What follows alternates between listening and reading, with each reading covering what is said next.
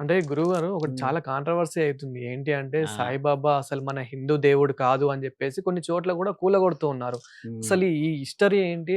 నిజంగానే హిందూ దేవుడు కారా? అసలేంటిది? వాస్తవం. అంటే ఏం పేరన్నారు ఆయన గారి పేరు? సాయిబాబా.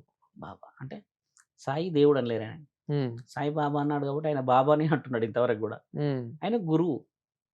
గురువు సర్వలోకానం.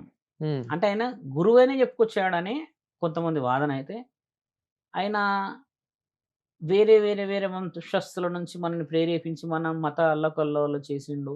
అవును. లేకపోతే మనల్ని కల్పితం చేసిండు అని అంటారు గదా!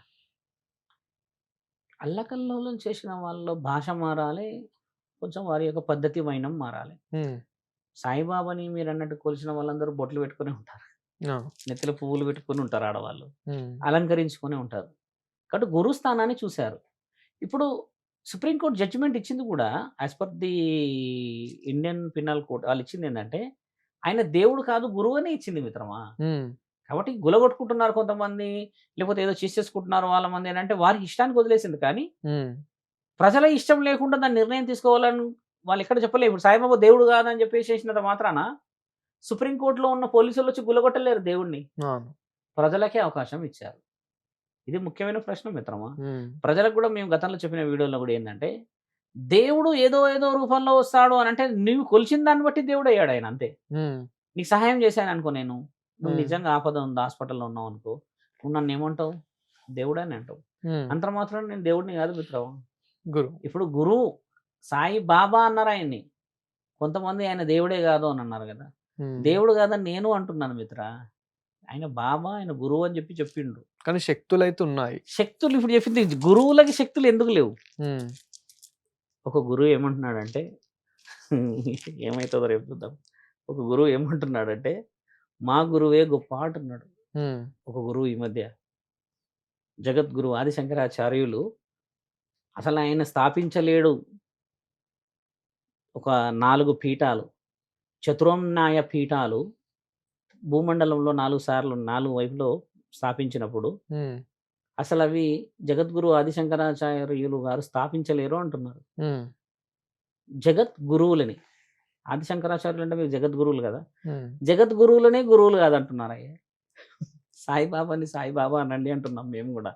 సాయి దేవుడని ఎవరు ప్రకటించలేరు. సాయి బాబా అన్నారు. పేరే బాబా అని పెట్టిర్రు. దాంట్లోనే ఫక్రుద్దీన్ బాబా, శంషుద్దీన్ బాబా అని మన వాళ్ళని కొంచెం పేరు వక్రీకరించి అవును. చెప్పేసేసి తీసేసేయాలి అది ఇది అన్నారు గదా! ఎక్కడ తీసేసారు? హైదరాబాద్‌లో తీశారా ఏదైనా గుడి? లేదు. ఎక్కడో తీసేసారంటున్నారు. వెరీ రేర్ అంతే. హ్మ్. కాబట్టి వెరీ రేర్ మాట్లాడేంత టైం లేదిప్పుడిక్కడ. ఓకే. వెరీ ఫ్రీక్వెంట్ మాట్లాడాలి. ప్రజలందరూ తిరుగుబడ్డారు. మొన్నేమన్నారు వాళ్ళు ఎల్బీ నగర్‌లో ప్రెస్ మీట్ పెట్టిర్రు. అది దిల్సుఖ్ నగర్‌ల. హ్మ్. ఎవడవయ్యా నువ్వు మా సాయిబాబానని నీకే అని. అన్నోళ్ళు ఎవరు? ఎవరన్నారు అన్నోళ్ళు? హిందువులేగా హ్మ్. వచ్చిన విషయం అది.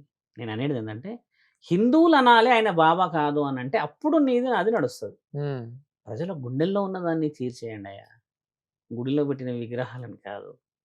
అన్నం తింటారా మీరు? అవును. అన్నదానంలో? హ్మ్. మనం తింటాం. బహుశా ఎల్బీ నగర్ నుంచి వస్తూ ఉంటే గణేశుడి అన్నదానం అయితది. ఓకే. ఇంకొంచెం ముందుకొస్తే వినాయకుడిది అన్నదానం కంటే కొంచెం ముందుకు పోతే ఇంకొక ట్రస్ట్ వాళ్ళు అన్నదానం పెడతారు.